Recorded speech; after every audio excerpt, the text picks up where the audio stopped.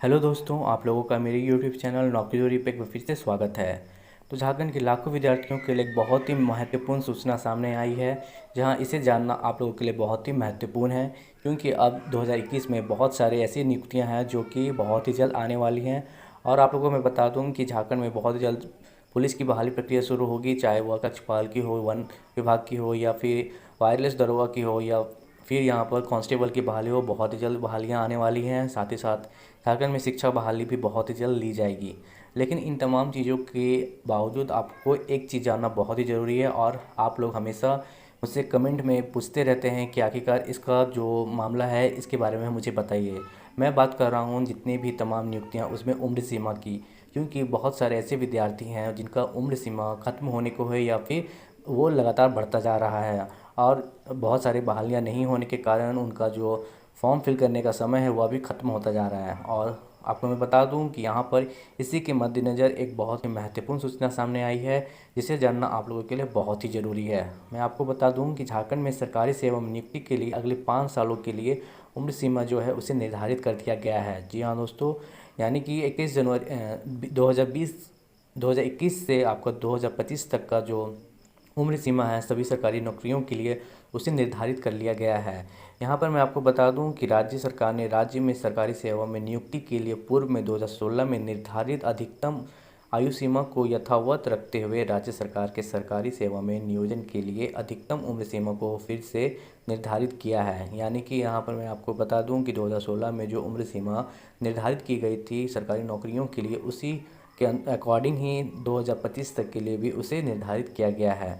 सरकारी सेवा में नियुक्ति के लिए निर्धारित आयु सीमा अगले 5 वर्षों यानी 1 जनवरी 2021 से 31 दिसंबर 2025 तक प्रभावित रहेगा।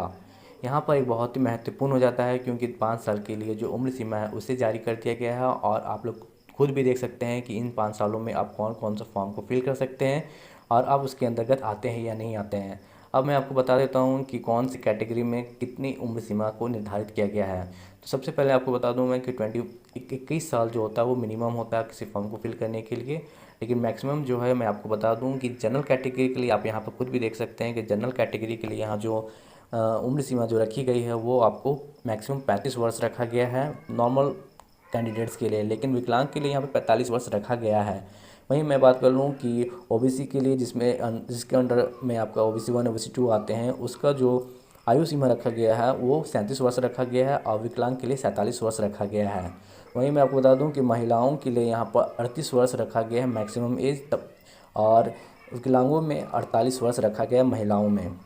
अब बात कर लेते हैं अनुसूचित जाति जनजाति और पुरुष महिला यानी कि ट्रांसजेंडर के बारे में बात कर लेते हैं। तो यहाँ पर आपको बता दूं कि उनके लिए 40 वर्ष का मैक्सिमम वर्ष एज लिमिट रखा गया है, और विकलांगों में 50 वर्ष रखा गया है।